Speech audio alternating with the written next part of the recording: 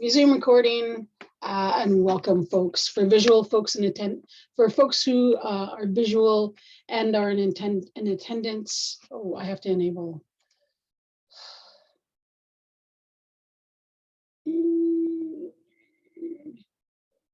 Son of a gun. I'll figure it out. I have to enable transcription. There we go. Because I tend to have a yes, okay. So welcome folks to the fourth and final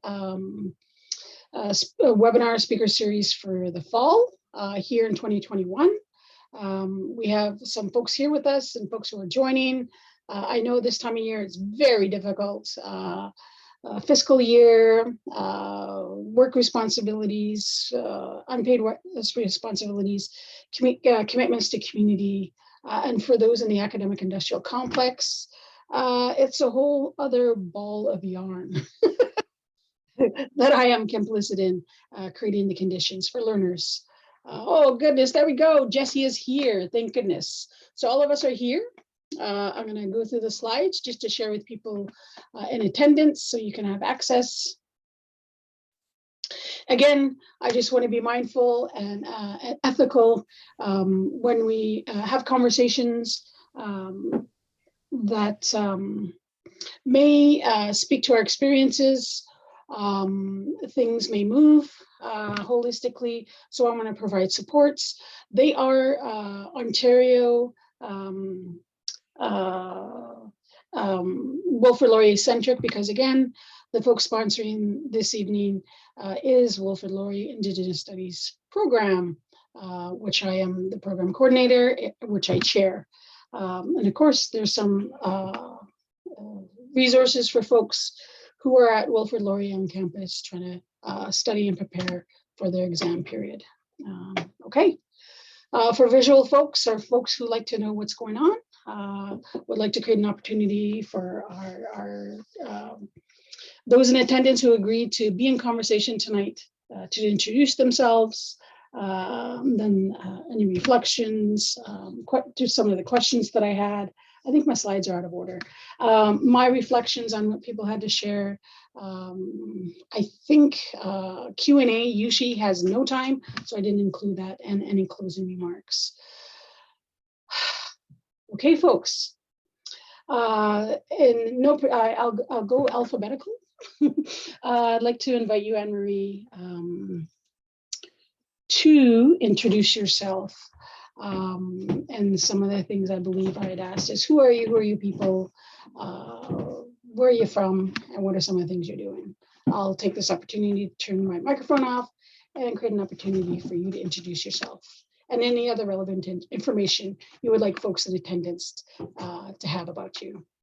Each has the panelists.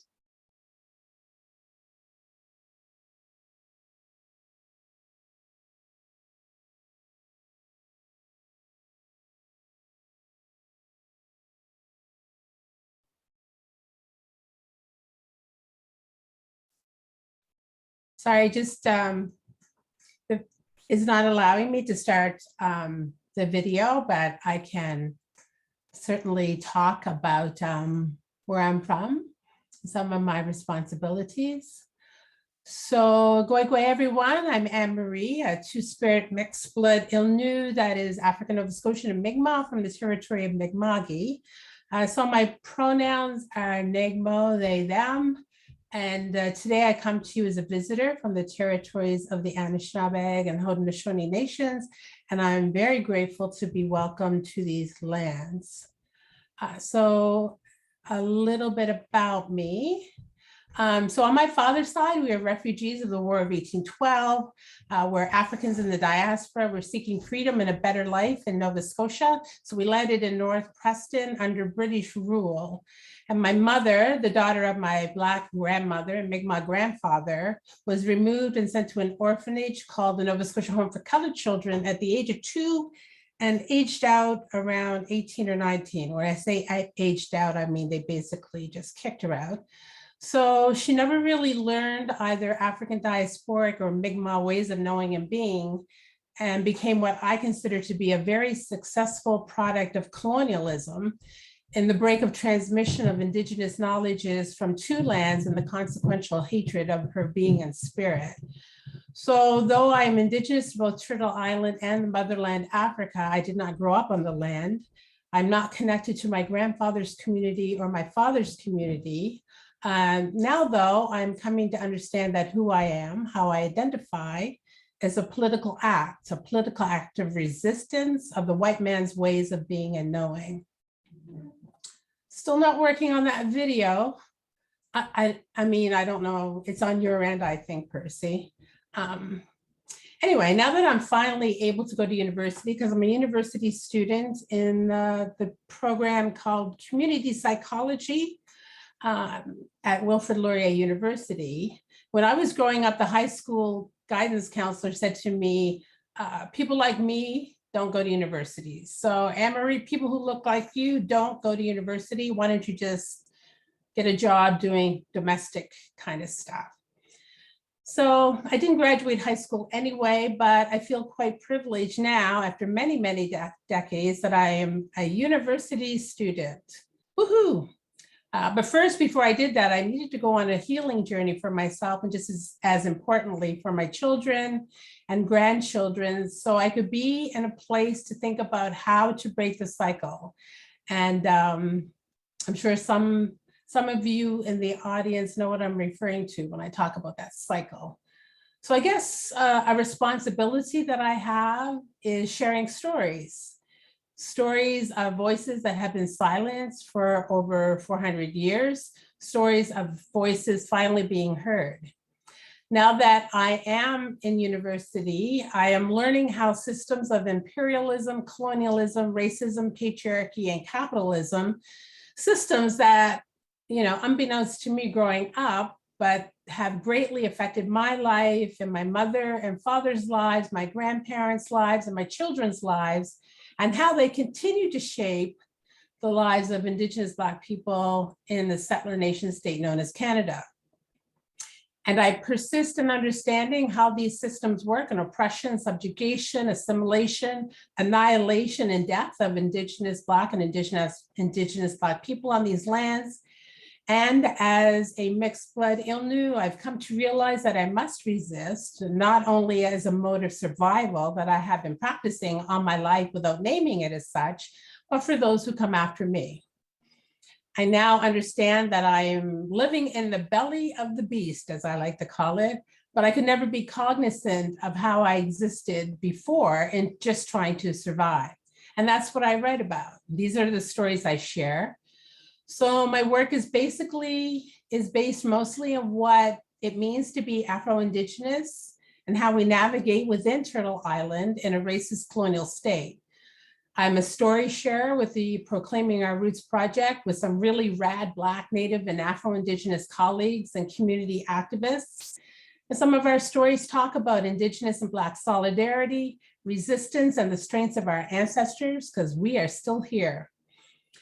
So as Afro-Indigenous people, not only are we resistant to the colonial racial hierarchy, we are sharing our stories so that Indigenous Black people, Afro-Indigenous people, urban Black natives can loudly proclaim that we are here and we are not going anywhere. And that's what I write about and share. And more critically, every time I come to know the insidiousness of white supremacy and trying to infect every facet of our lives, kind of like COVID. And I think I'll leave that there. Will Allen. I made you all co-hosts. I just went through my settings quite a few times. So maybe that will provide an opportunity for folks to be able to turn their videos on. Here I am after all that. You would think I know how to do that having taught all. But yeah, I'd like to welcome Jessy, if you're able to introduce yourself, anything that you would like the participants to know about you. I'll turn my mic off. Thank you, Percy, and hello, everyone. I'm sorry, I'm actually in the airport on my way to Kamloops for a celebration of life this weekend. So I'm sincerely apologize if there's some background noise, because apparently they're doing a lot of construction here and I can't find a spot that there isn't. So Please bear with me. But hi, everyone. My name is Jessy Dame. I'm very proudly Two-Spirit and Métis, and a certified registered nurse.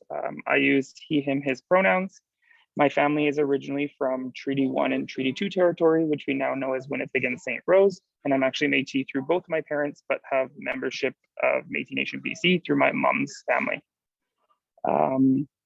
I am currently, I was born and raised in BC, or I am an uninvited guest on Coast Edge territory among the Musqueam, Squamish, and Tsleil-Waututh nations, and have been here for the last 30 years. My background kind of stems throughout, but I've been a registered nurse for about the last 10 years. I really started in maternal health or within the NICU setting, so with preterm infants, and that's where I really started to get a taste of sexual health and start learning about all the systemic barriers that are blocking a lot of folks from accessing sexual health services and testing services, which led me into a number of different areas. But my main position is currently as, there's two of them actually, as the Two-Spirit Program Manager at the Community-Based Research Center, which is a queer research organization that really focuses on furthering sexual health resources, as well as I'm the lead within the Aboriginal Wellness team in VCH, which focuses on gender and sexual health. So really looking at policies that are really targeting gender. So a big conversation that we have is birthing and how we can create alternate pathways for birthers who don't identify or fit within the spectrum of being a woman. Yeah, that's all I can talk about right now. So thank you so much for having me again, Percy, and I apologize for the background noise. Thanks for joining us, RJ or John. RJ or John. After you, John. Okay. Hi, everyone. Dawalot yon yung Delusi John er. Wala ba exit tela Sonia Millbrook. We get the tele Djibouti. I'm from Essasonia and Millbrook. I always say both. In this period of needing to self-identify and self-declare and self-identify as Indigenous clearly or more clearly or precisely, I think we have to celebrate not only our identities, but also proudly say those truthfully. So that's one part to that. And the other part is that I'm on a journey, a learning journey, I would call it, working on various things here in Wabanaki territory, or Mik'maq. And one of them involves, of course, being the executive director of Wabanaki Two-Spirit Alliance as co-founder and the executive director now. We've been on a journey of foundational and sustainable existence as an organization here. So that's been our process. But on that as well, I've been doing Indigenous health research for some time now, over 10 years, and also educational research, but Indigenous health research precisely since 2014 with the IWK Pediatric Pain Center, working at Indigenous pain from a Indigenous perspective, or owner perspective in this case. So that's one component to that. But then during that time, I've started my doctoral studies at McGill to understand what are gendering and perspectives around sexuality and Two-Spirit identity clearly more in tune with our worldview in our area, using language, culture, and what elders say, what our community says, what our folks say, who we are, not necessarily looking at bunch of paradigms that exist out there, but looking at the organic knowledge that comes from here, and to identify, hey, who's John, who's Anne, who's Percy, who's Roland, and help me tie language and perspectives around that so that we'd be able to share it back to our youth and people who are learning language, and then with that, explore some of the strategies for mental health and cultural identity, positive cultural identity building for our folks who are what we now call two-spirited in our region. So that's part of the journey that I'm on, is try to understand that a little bit. And this learning journey has taken us a long way, and a lot of friendships, including all of you, and been trying to bring our knowledges together to share them. This is why it's so important when Percy brings us together like this to make sure that we continue to learn from each other. So that's where I'm at right now.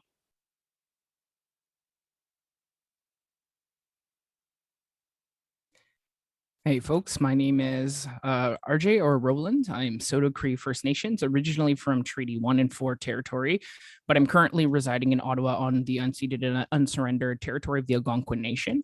I'm a two-spirit, trans, and queer multimedia artist, storyteller, facilitator, full spectrum doula, and educator in gender, sexuality, healthy communication, and sexual health.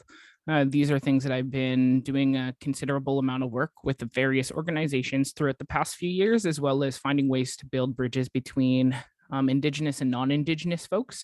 And I really believe that it was through my own experiences of being a queer and trans person of color that actually brought me to other communities and allowed me to learn from particularly the migrant community. So these are things that are very much rooted within all of the work that I do and literally within my home. I like to say I have a bit of a cross-cultural home with my partner's Indigenous culture from Tunisia. So those are things that again, really make me happy in bringing people together. And that's something that I feel like my queerness inherently gave me that gift of being able to connect with people outside of my community. So I'm very much grateful about that. Recently, I've been getting really into what does queer family building look like, even in an Indigenous perspective, and how do we decolonize that approach? I've gotten a couple of really awesome opportunities to kind of explore that throughout COVID, though some very difficult and others very arts-based. So I'll probably just focus around that, and also my own personal struggles of navigating through COVID and the realities of actually what that looks like. Because I always hear people being like, yeah, I learned how to do all of these things. I'm that's really awesome. I was also really tied up in addictions, and it was really tough. And coming from a very different a background where I do this advocacy work, so how could I have fallen into patterns I've really tried hard to stay out of, but also trying to find kindness and compassion with myself, because I think we're conditioned as Indigenous people to feel shame about that, and I don't think we should feel shame about that. So again, I'm super excited that we can all be here today, and I'm very excited for the conversations and that we get to share space. Yeah, thank you so much for that. Moderator, I saw a gap. I saw a gap in who gets asked and who gets elevated nationally in the conversation about two-spirit, indigiqueer, gender diverse concepts and realities and experiences. And so I figured I would just ask for forgiveness and then just plan 8 webinars. And then based on my relationships and cold call emails, reach out to people to say, are you interested in having a conversation? But why is Percy Lazard? My name is, my Indianak name is Percy Lazard. My Chilchican name is Salala Chichuasket.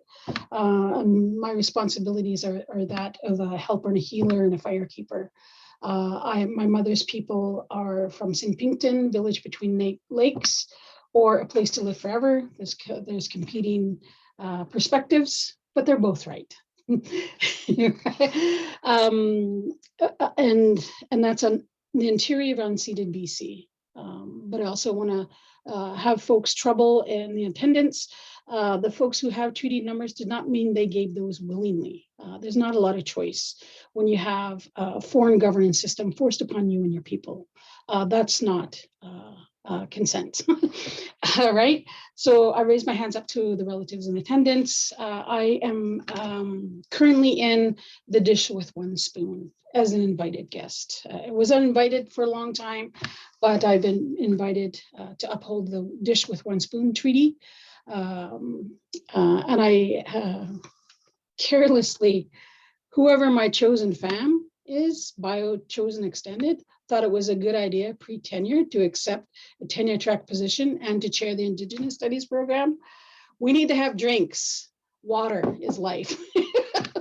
So I've, again, I wanted to highlight and promote Indigenous excellence with folks with intersecting identities, to showcase and highlight all the brilliance that is happening nationally. And through Indigenized Trans Day of Remembrance, we're able to bring some of our relatives in from the South Pacific, so we're not Turtle Island centric in terms of indigeneity, right? So I wanted to have a conversation because we've been under these conditions for a couple of years now, COVID. And so I have some questions for folks to answer in any order. You can answer one, pass it on, or think about it, because I know when people have questions at them, they're like, oh, wow, that really resonated with me, what the person said before, and folks can come back around. So I'll just leave this up for people so they can have a visualization of this, right? And I'll turn my mic off. Take a read over, and whoever would like to, popcorn style, meaning you can unmute your mic and share your brilliance with all of us in attendance.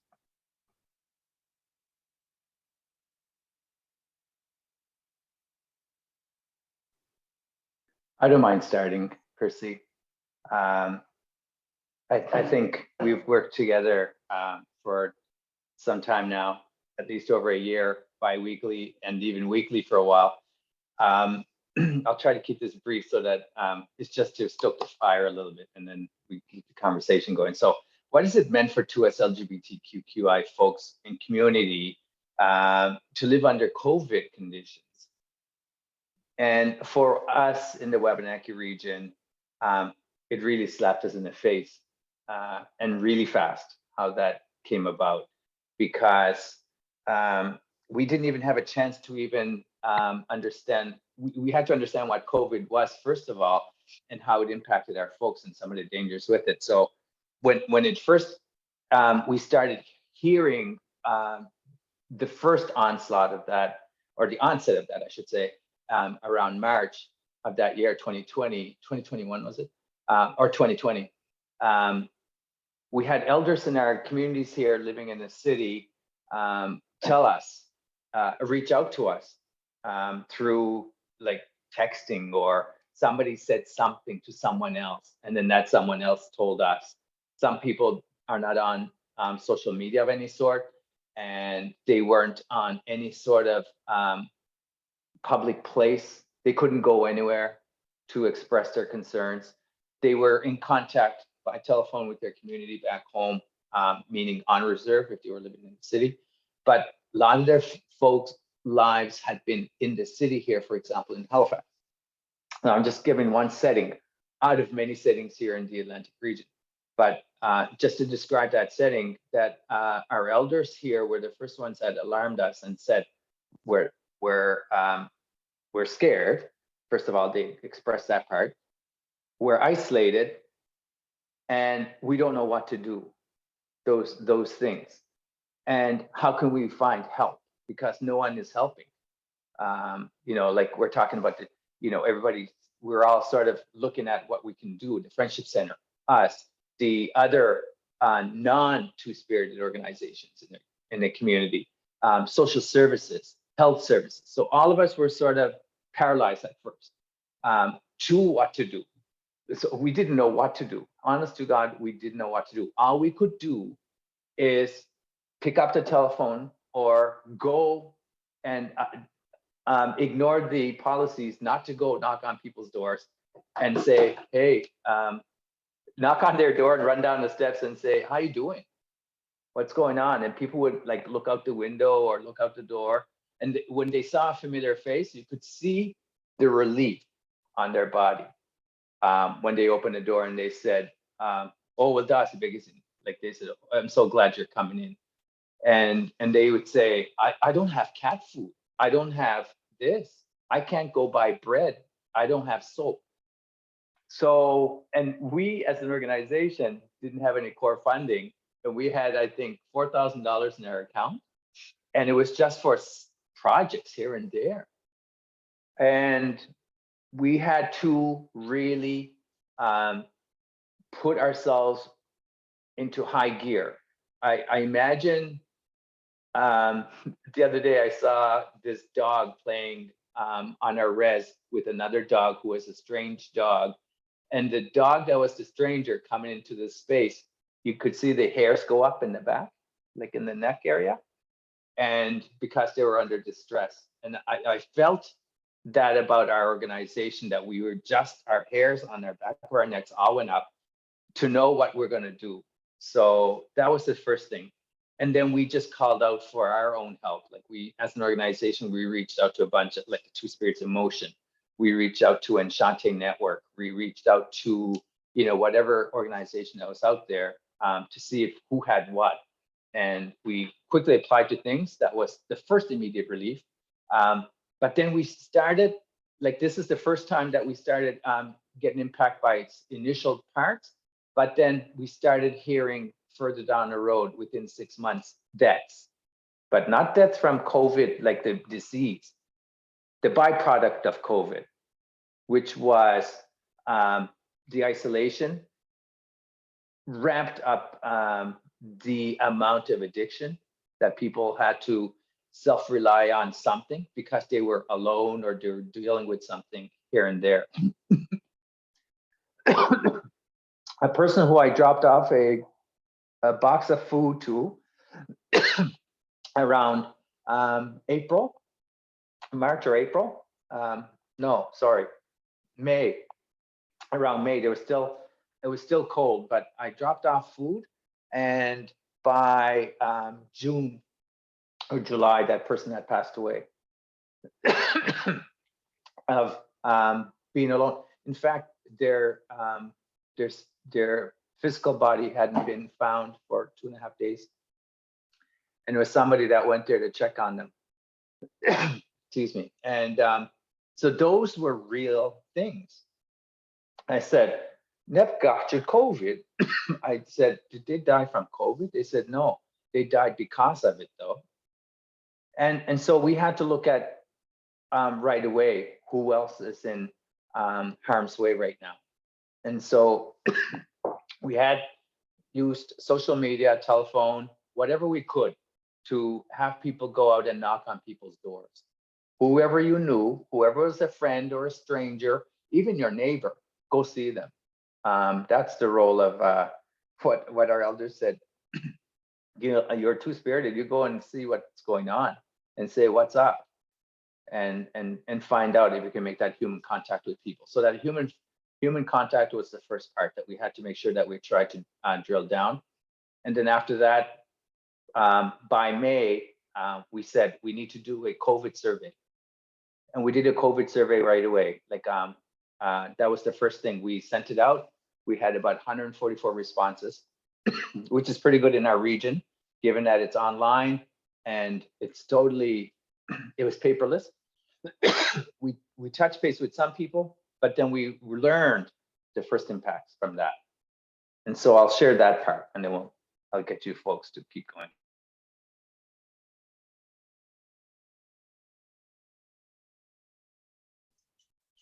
Thank you, John.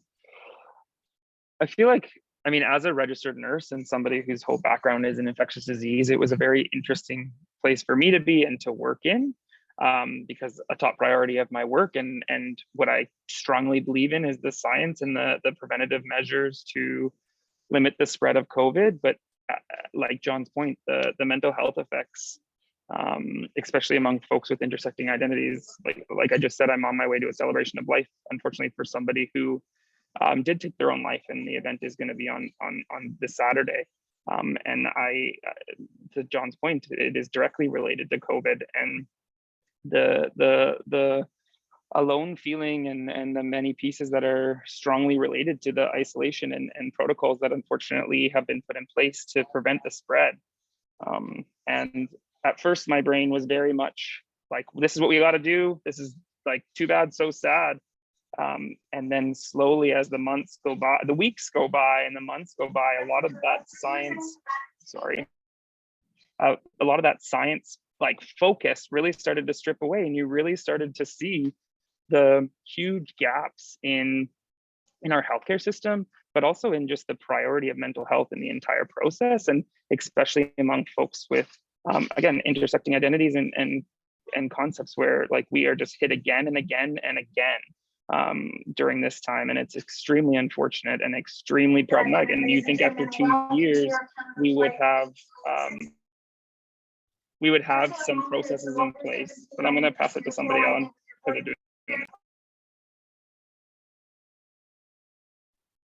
Maybe I'll go now, RJ, just to tag on to that.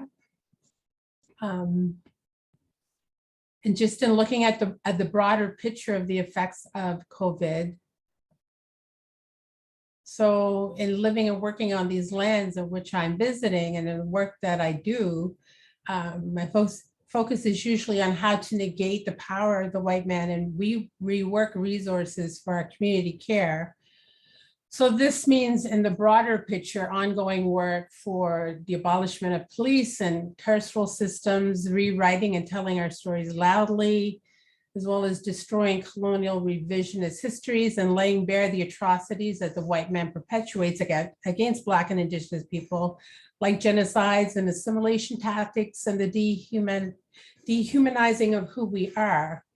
So what I mean in that is that as a community health researcher in our communities during COVID, for Black and Indigenous, Two-Spirit, Indiqueer, trans, queer, disabled folks, every single time when it comes to economic and social well-being, Black and Indigenous people in colonial Canada are on the bottom, just like before COVID, but now even worse.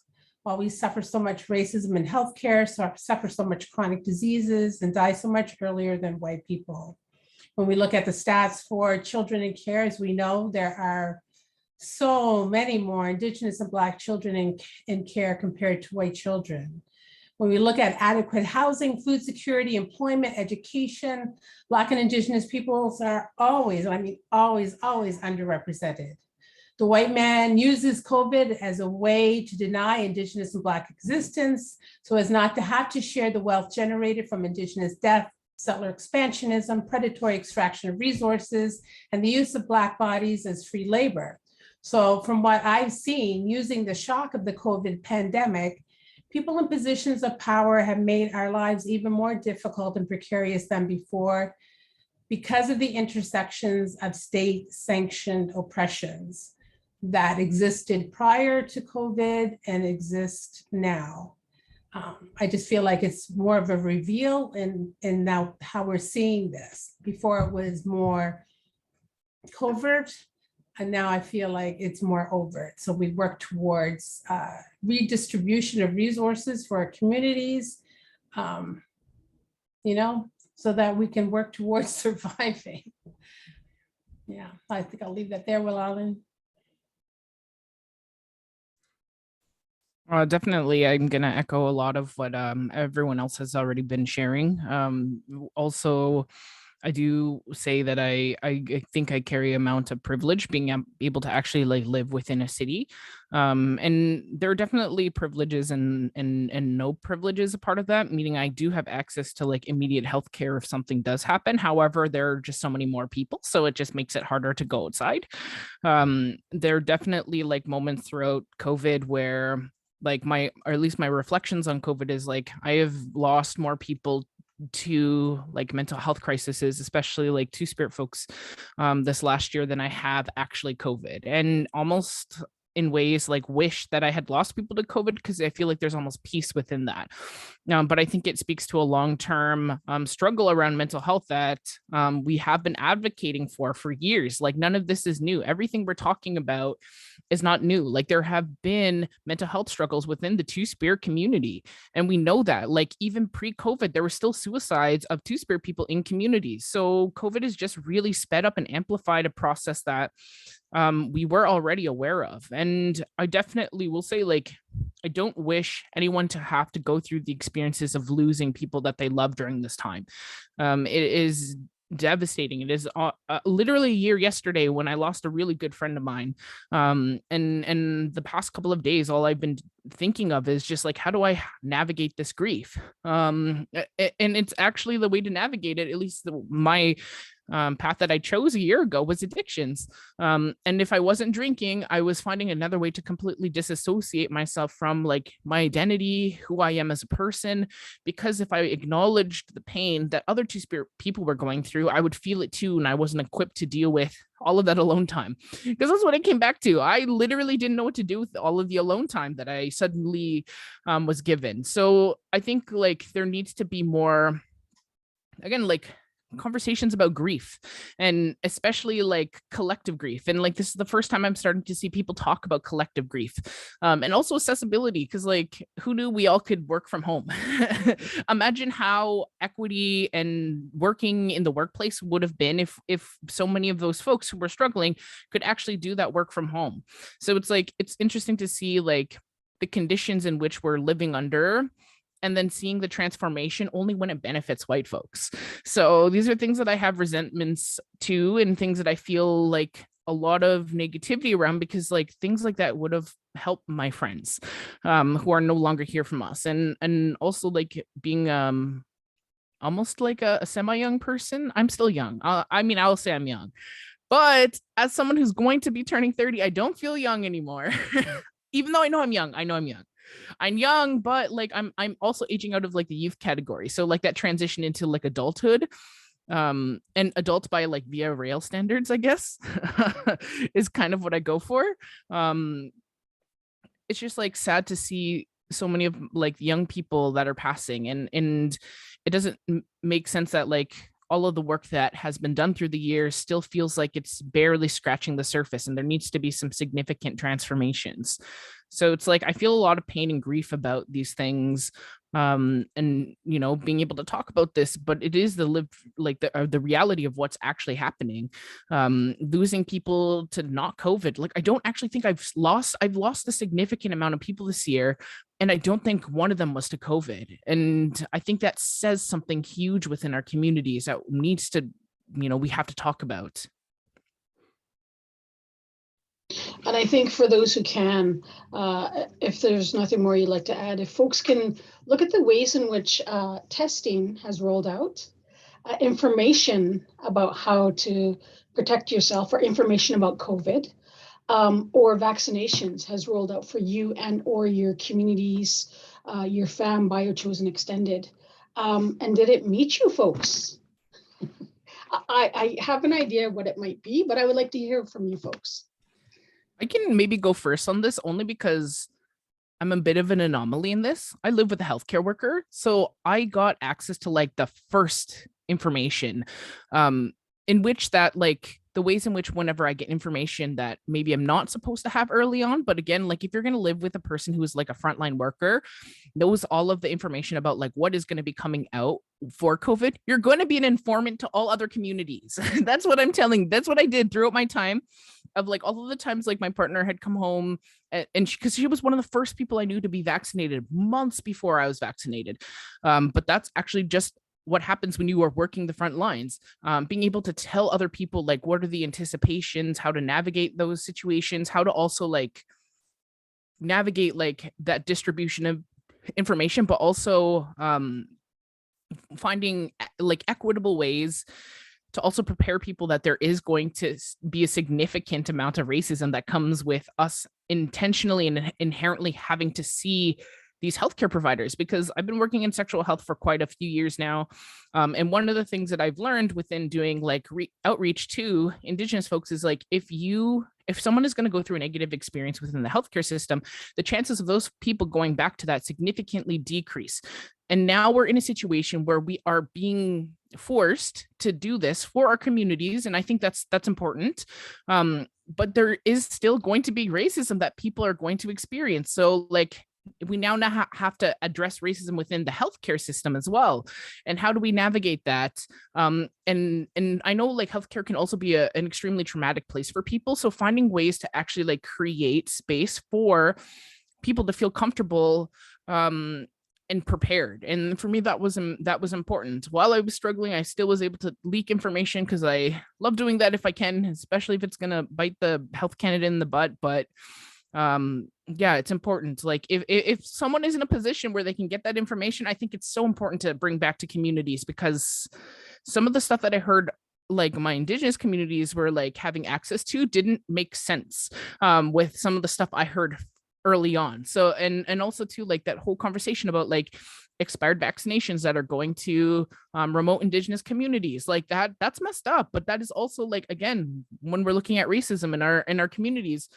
Because I'm beside Quebec, though, Quebec was one of the first places to like get fully vaccinated. And also the very racist white people in Quebec also got vaccinated by the benefits of having so many Indigenous communities there. Suddenly they weren't racist when they had access to all of those extra vaccines in Indigenous communities. And I think that also is something we should look at. I'm like, yo, so many Quebecers are racist. So I don't understand why they're taking advantage of Indigenous people and getting vaccinated early on, which is why like that province in particular got to like be fully vaccinated super early. So like things like this are like, you know, like, how do we navigate this? Like, I'm still feeling feelings about it, but again, I'm gonna pass it off to someone else. Yeah, I'm just going to quickly jump in just on that, RJ, and that also during the pandemic, the messaging has been that it has been Indigenous communities, Black communities, and hesitation in getting vaccinated. That whole, we're not getting vaccinated because of these communities, laying it on the backs of us, when actual fact that it's the racism in the healthcare system that's that really is the problem. But switching it, such a colonial strategy, right? To switch it and put it on us instead of actually taking control of eliminating the racism and doubling down and saying, oh, we don't have any racism, or there's no systemic racism in our healthcare system. So, you know, all of that. And also in I think it was early 2000s, maybe 2002, when the SARS epidemic was happening. And what happened when Indigenous communities in the North asked for help? Yeah.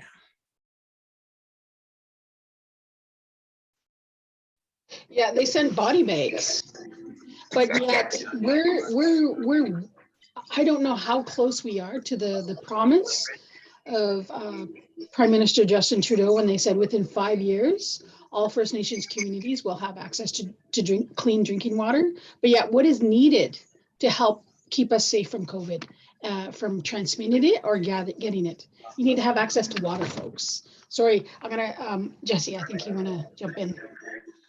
Well, I mean, to Anne-Marie's point in the conversation, and like the statistic-based media, but also evidence that they're still utilizing and lacking the context. So it's like Métis Nation of BC really wanted to put out the vaccination rates, which are 10% lower than the general population, whatever that actually means. I don't totally know, but when we're doing this comparison, that's a whole nother rant I can go on. But they just wanted to release the stats. And so as soon as I saw this email going out, I quickly emailed the president of MMBC and was like, don't you think it's pretty important to include some of the context of why Indigenous folks don't get vaccinated, the legacy of harm that has happened through vaccination clinics, the legacy of racism? Like, I think it's extremely important that when we're putting out any stats or any information, there's context included. But Western society doesn't want context. They want the cold facts, and then they drill us down with those.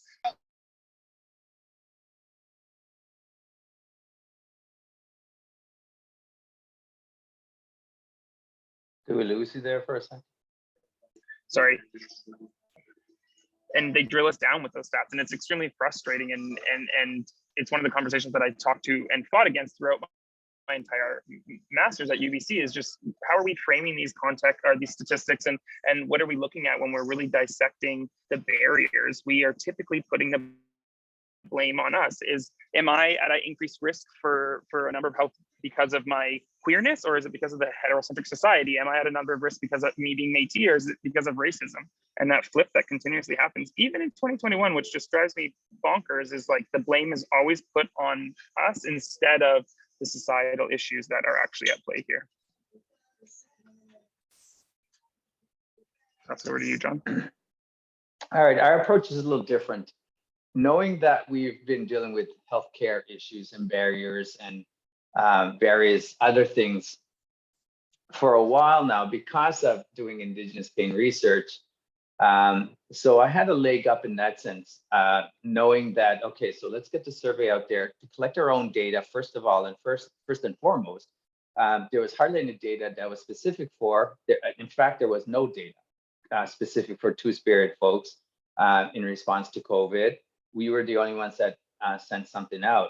And the folks that did do something are ally organizations, but that were non-Indigenous, in service of Indigenous folks, but not necessarily for Indigenous, right?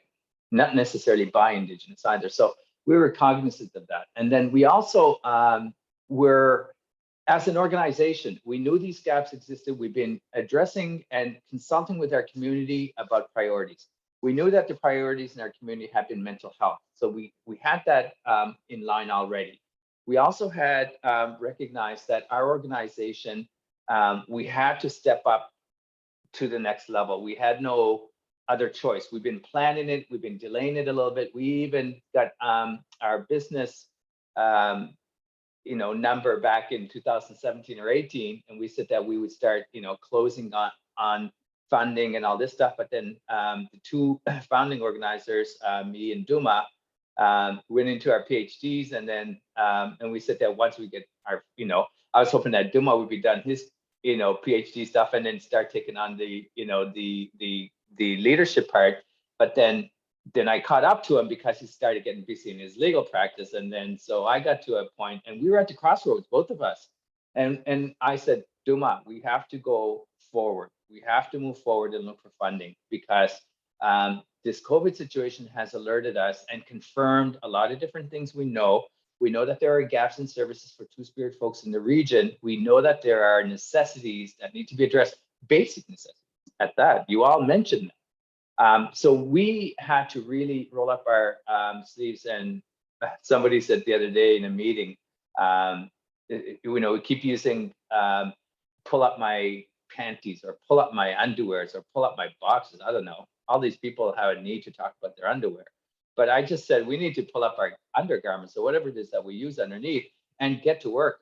So we just saw the opportunity to apply for funding. So we had no choice. That was it.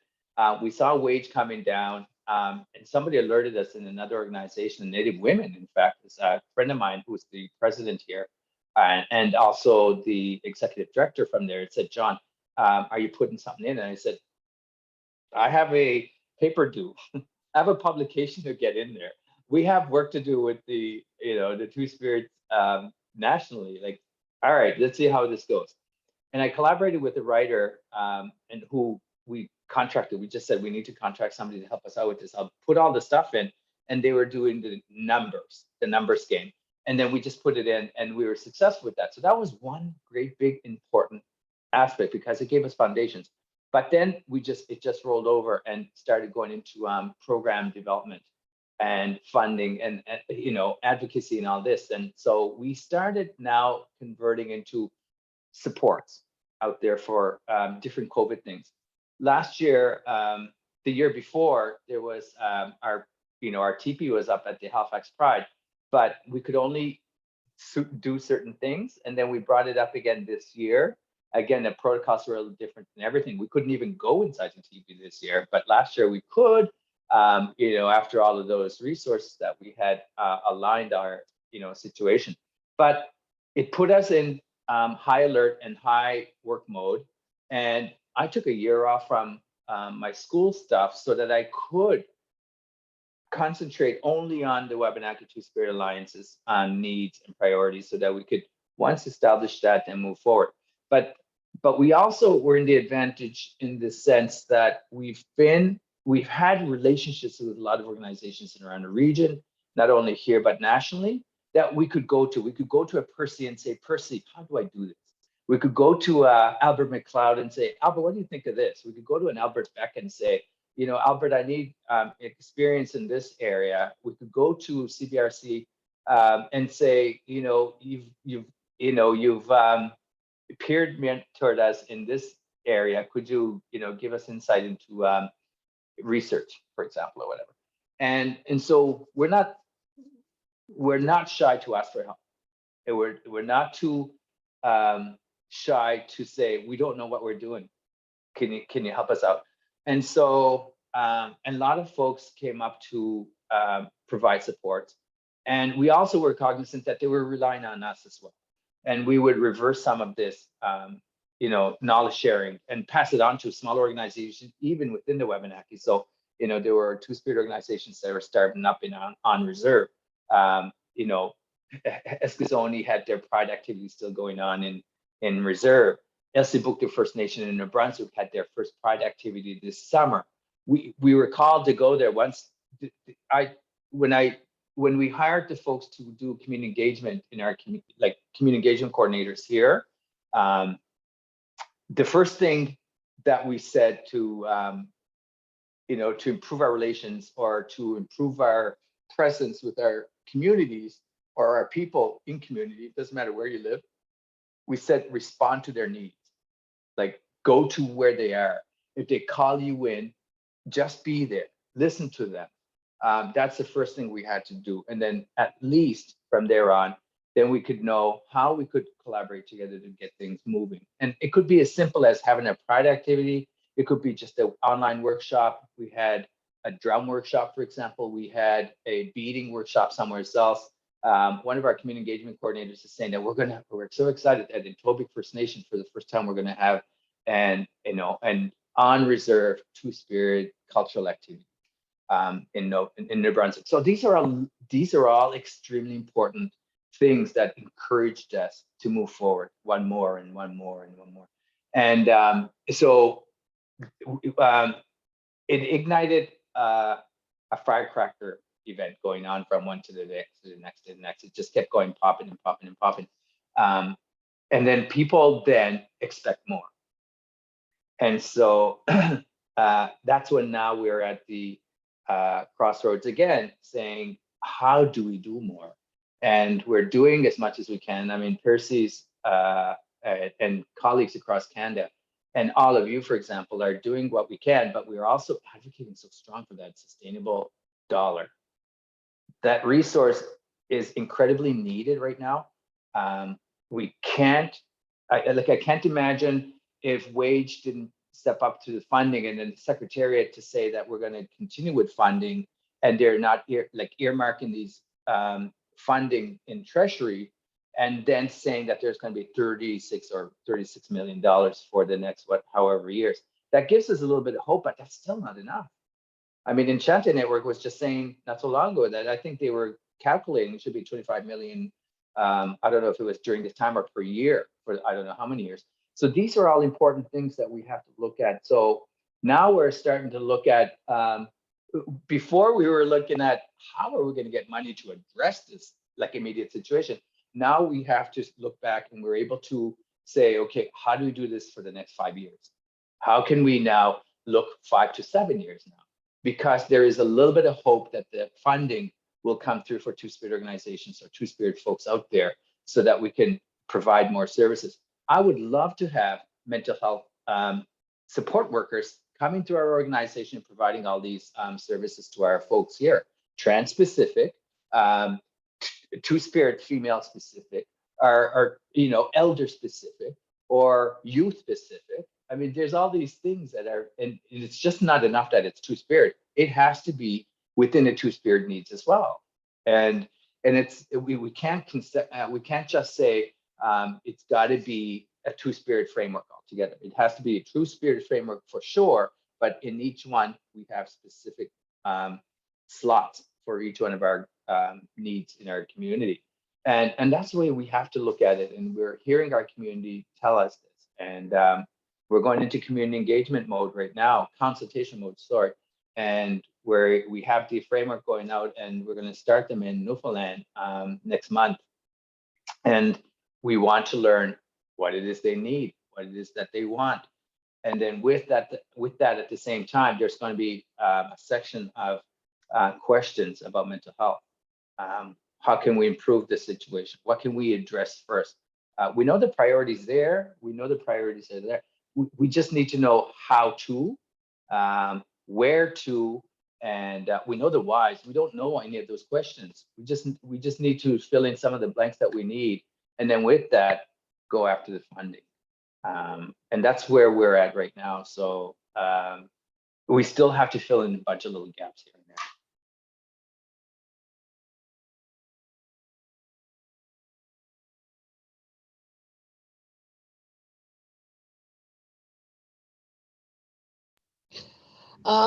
Okay, the last one for folks to engage with.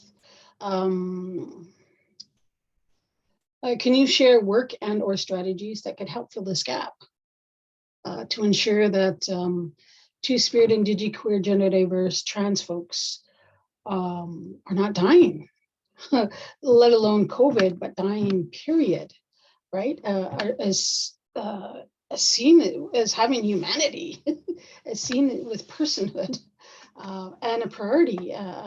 Members of communities, whether that's in rural settings, urban settings, Indigenous communities, Afro-Indigenous, Black Indigenous, helping spaces, because educating spaces, research spaces. I'll turn my mic off.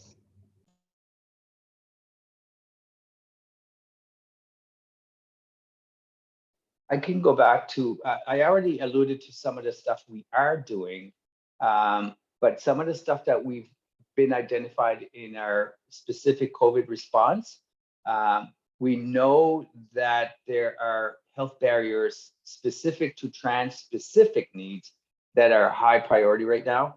And folks felt that they fell through the cracks, are falling through the cracks, are still in the cracks right now as we speak, because they haven't been able to, their whole mental health and even seeking social work supports or mental health supports as trans folks trying to look for their gendering affirming processes have been put on hold.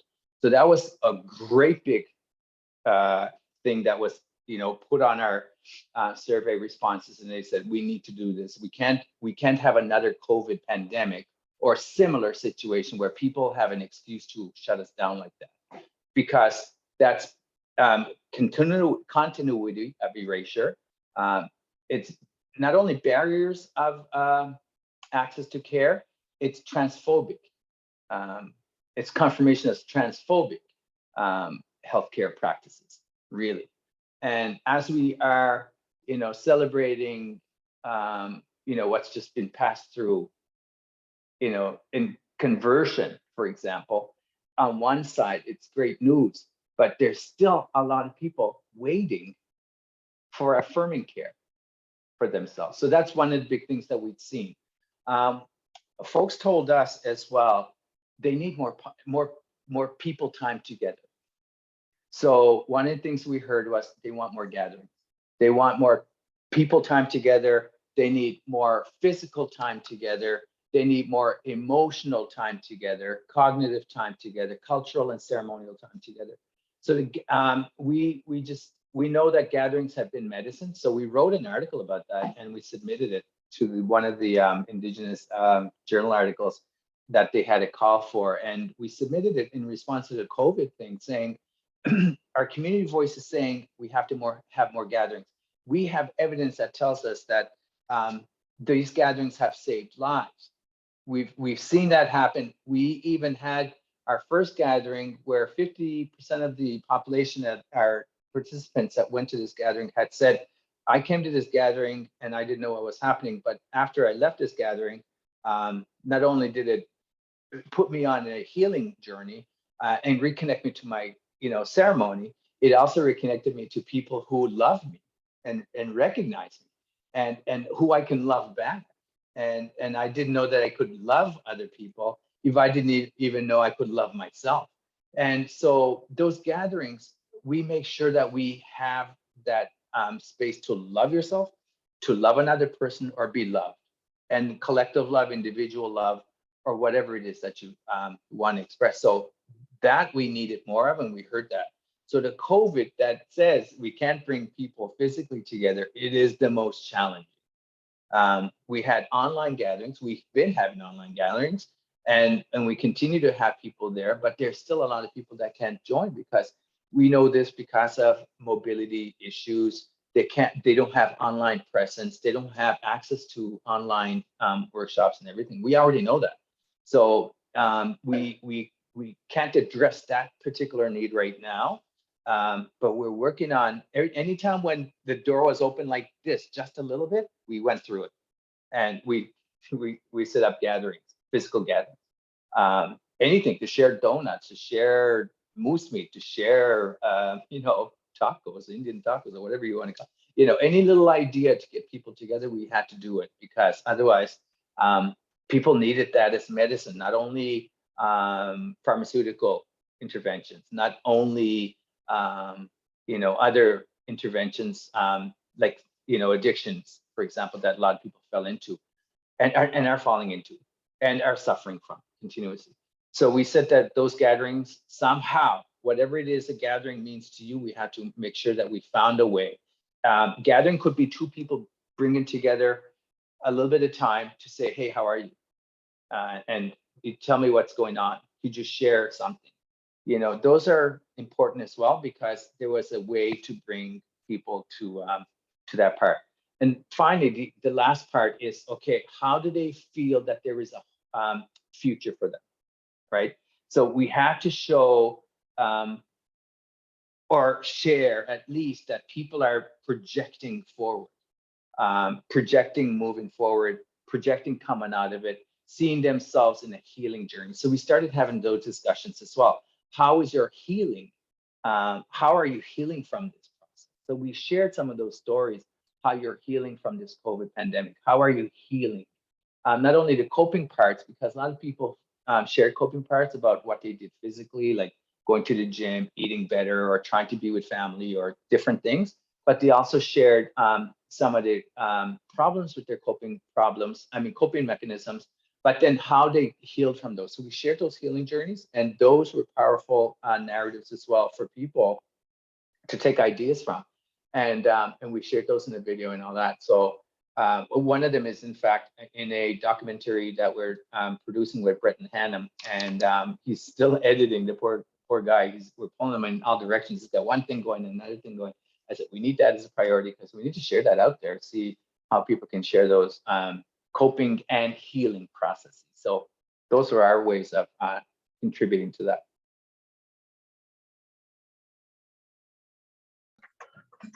Just, Percy, I don't know what time we are going until, so I don't know if you just want like a quick response. No, quick response. Okay, yeah, okay. I mean, similar to John said, I think gathering is one of the most effective pieces. And of course, as limitations are now increasing again, that's unfortunately going to greatly affect. But we were able to successfully have a gathering that Percy actually was joined us in at the end of October, and we had over 70 people from across Turtle Island, across Canada, and including a few folks from the States. And the feedback was, I mean, in the unfortunate circumstance, it was a beautiful place that we were able to have space and share and connect folks. So it was like a number of young Two-Spirit folks that are just exploring the realm, not necessarily age-wise, but just new to the realm of being Two-Spirit and exploring that concept, that we're able to connect with other folks. And it was just this beautiful way to connect people to other folks' social media and what they're selling, what they're doing, what they're creating. And it was just a beautiful networking event, which thankfully was the intention.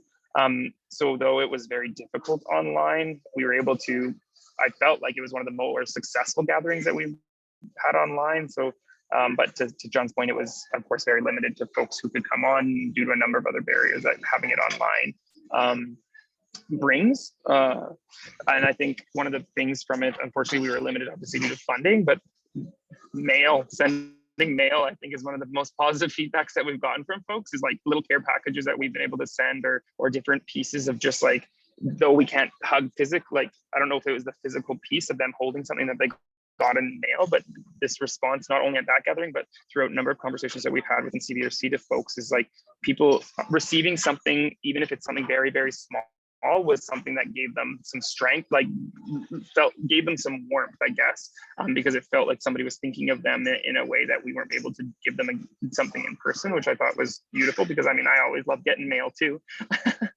And I think it's just like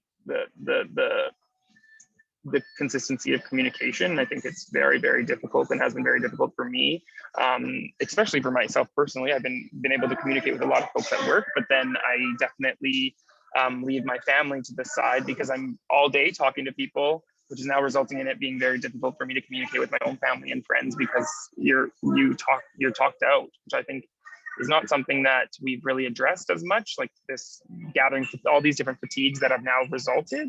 Because the last thing I want to do is FaceTime my mom at the end of the night. I love my mom. I talk to her every day, but that is very difficult for me after being on Zooms all day. So it's such an interesting now situation that's kind of forming, and I don't have the answer to that, but I've been feeling the results over even more over the last 6 months, like pouring, I mean, and I think the one thing, and Percy, I'm sure that you can speak to this too, and everybody else on the call, that I fought to have a paragraph within my final master's project is just the backpacks that we wear of being Two-Spirit people, working in Two-Spirit health, talking about Two-Spirit health, doing like every single thing and every single breath I take is in regards to this. And we don't really acknowledge how much that affects us internally, and how that results in a different type of fatigue, I think. And I made sure to include that in my, like my white cis straight supervisor was like, you don't need that in there. That's just useless writing. And I was like, actually, I think that's the most important piece I wrote in this entire document, is that self-location, but also the intersecting pieces of that location, and identifying that and validating that, because we're so hard on ourselves in so many ways, and I think by validating that amount of work in those backpacks that we keep putting rocks in, is heavy, beautiful, very, very beautiful, but also very heavy. But I can definitely 100% resonate exactly with what Jessy was saying. And my entire year, the last year, was just like disassociating from my entire identity. And I was able to do that through gaming. No one had to know that I was this trans, like Two-Spirit advocate person who was doing like a lot of work. And I went into those spaces and I didn't have to be any of that. I could be a complete random and a complete stranger, which also was dangerous because it put me on a path of just like a lot of struggle with, one, letting people into my life who I would never typically let in, but they served a part of me where I didn't have to deal or talk about the things that were causing me a lot of pain. And I had a significant amount of pain from losing like the person who has literally inspired me to do like Two-Spirit work, not wanting to face that, and also not wanting to face the fact that like, yeah, it sucks when you go from like advocacy 24/7, this being your entire life, and having that taken away from you. I didn't want to mourn that. I refused to mourn that. So instead, I just started to drink and I just started to game. And I disconnected from all of my loved ones, all of my family. And every single time I was in a space with those people, I was tired. It's like I was not there, and I could count the minutes that whatever tiny socializing I was doing would be over, so I can go back into the space in this world that I created. And it was a huge way that I used like the online universe to actually like disassociate. And for me, like I actually didn't game online with other people until the pandemic. And I've met a lot of people in the same situation as me where a lot of people didn't pick it up. But the people who did, and this has always been a part of their life, I find those people were extremely like cruel. And also the internet is full of people who are trolls and bigots and don't understand nor care about gender and sexuality. But I didn't even have to pretend like in those moments, because I'm just like, yeah, no one knows. No one will ever know. I'm using a completely different new username. None of us know each other besides like whatever we tell each other in the voices. Like, and sure, maybe someone might have a display picture, but it never has to go beyond that.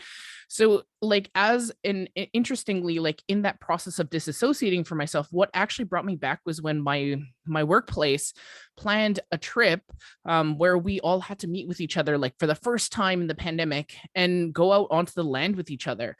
And it reminded me how incredibly rejuvenating it is to be around people. And I was super nervous for that week away, because I'm like, I haven't been away from my partner for this long. I haven't been out of my routine for this long. Like, I'm going to miss my friends online. Like, but before, I would have been amped and so happy to be able to do that kind of gathering. But I pushed myself and I went, and it reminded me in the ways in which my body was resilient before.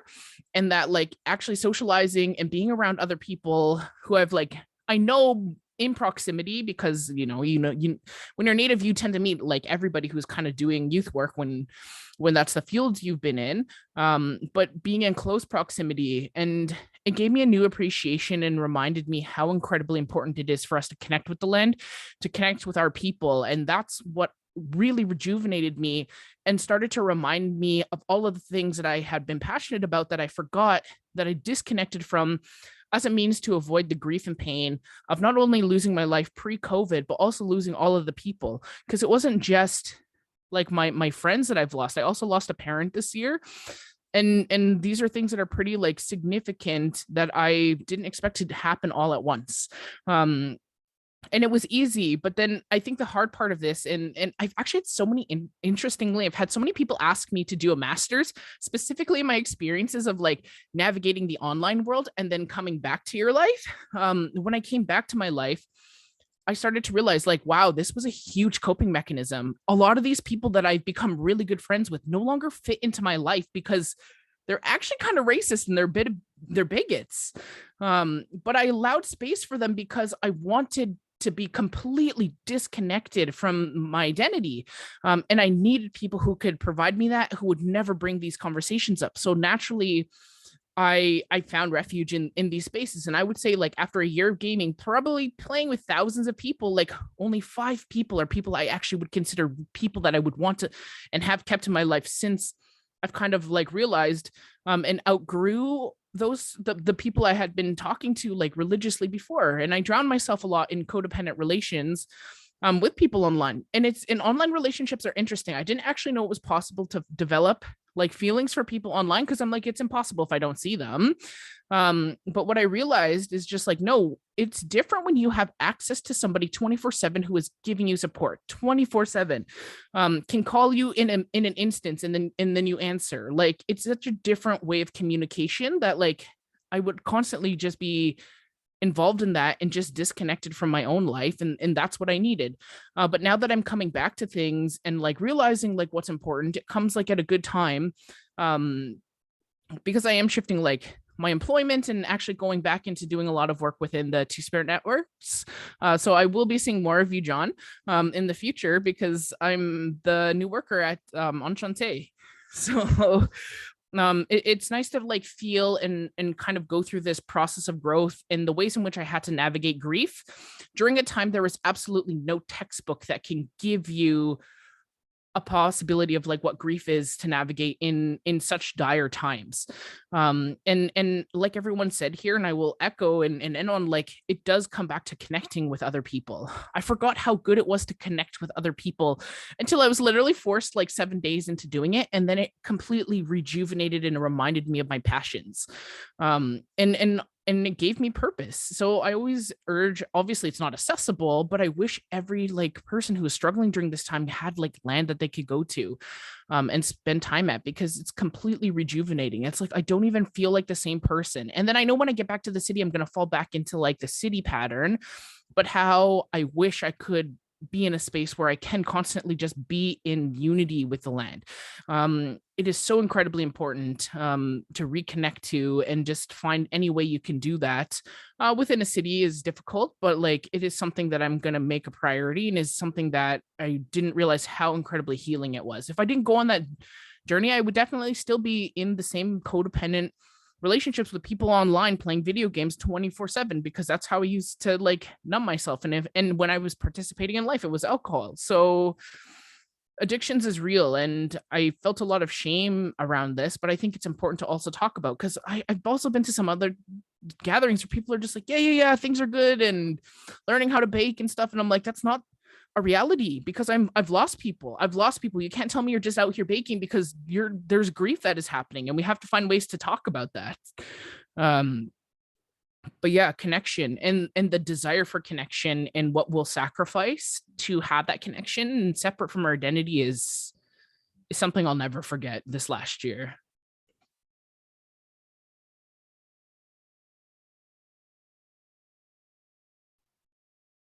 I just want to thank you, like Walal and RJ, for sharing your story. It's just so powerful, and I'm forever grateful that you're going to be able to share that with Two-Spirit, Indiqueer, trans, and queer youth in particular. I think it really resonates, and I think it also reminds me of chosen family in a sense, because just in some of the work that I've been doing, and people have shared that within our communities, within our Black communities, within our Indigenous communities, sometimes there's homophobia and transphobia. And, for Afro-Indigenous youth, that can be particularly harmful. But it's also, you know, in recognizing, as you have all shared, the importance of gathering on the land. I think it's really important, especially during these times of isolation. Yeah, and I guess I'm very grateful just in what Jessy was talking about and the weight that we carry in doing this work. So I go to Osiganya Hagaji land back camp here on Anishinaabe and Haudenosaunee nations. And land back camp is a place for two-spirit, Indigenous, queer, trans, and queer non-binary folks. We gather, we participate in ceremony, we share laughter and joy just in being our authentic selves. And I think that's really important in a way to continue to keep walking on that path. So I'm going to give a big shout out here to Bangi Shumo Johnson, Amy Smoke, and Tara Chartrand, whose vision really created this space on the land and taking land back and in a form of as Indigenous sovereignty and resistance to the status quo, and also to the campers, the youth who embody that Indigenous sovereignty and resistance. So even though it's not formally named, I really feel like Land Back is an excellent example of an outreach strategy for health and well-being during COVID times, because we have been able to gather on the land and participate in ceremony. And so I feel like you have all shared that gathering on the land is one of the most important things that we can do, being together during these times and for all times, because it's also, I feel like these are sites of resistance because we can't keep going the way that we're going. So in looking at Indigenous and Black solidarity, like these relationships and building this resistance that, we're just gonna tumble it all down. It's all gonna go. And finally, we can be who we want to be on our own Indigenous lands with our sovereignty and self-government, doing what we need to do for our people.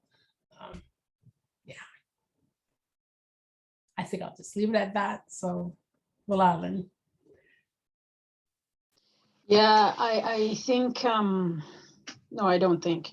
I know these have been difficult times. And I look forward to the day that we as Indigenous, Black, Indigenous, Afro-Indigenous folks who are also two-spirit, Indigenous, queer, gender diverse, get to thrive and experience joy and not always have to unpack the boot that's on our throats and constantly day in and day out show resilience. I want accomplices and co-conspirators to look at the conditions that put the boot on each one of our throats and keeps us there. That's what I'm looking forward to. I'm looking forward to the days in which we can thrive, the days with which we can not have to be exceptional. When do we get to be mediocre? When do we just get to live our life? Because exceptionalism has been harmful. It's neoliberalism actualized that we have to be the best, not only as Indigenous people, two-spirit people, trans people, disabled people, in systems that actually were not built to honor and celebrate us. And we're in those systems and doing those things because all of these people here and the previous speakers have been able to identify, yeah, your systems were not, and structures are not meant for us, but we're here. And we're finding sustainable ways to support our people to be just more than trauma porn, to thrive and experience joy. And I want to thank you folks. And just again, just to be an accountable person who's hosting folks. I know if folks have self-elected to go take care of themselves, but here's some numbers. I haven't called them, so I guess I should do that for the winter. And again, I'm going to have a 4-speaker series. I believe the January topic is going to be identity, and it's wide open. Kinship amongst indigeneity, Black, Indigenous, Afro-Indigenous, Indigenous folks. Families and young folks, because I if anything, hopefully I leave folks with hope that I always reimagine another future as possible, that we continually talk about the conditions that we're in, are put in, and not by choice or where we are, because of the ways in which anti-Indigenous racism, homophobia, C-sexism, transphobia, ableism continues to be things that we are faced with and have to maneuver and be strategic about through, but that we have the capacity to reimagine another future as possible. So with that, folks, I hope you are able to join me and other folks who are going to join the circle for the winter term. With that, folks, have a wonderful evening. Oh, we have a question. Oh, thank you. Someone had said thank you in the chat. I kind of was paying attention to that. I did answer one. Yeah, same here. So I invite you to enjoy your evenings, folks. Take care of yourself. And thank you so much, everybody. I'm going to stop recording.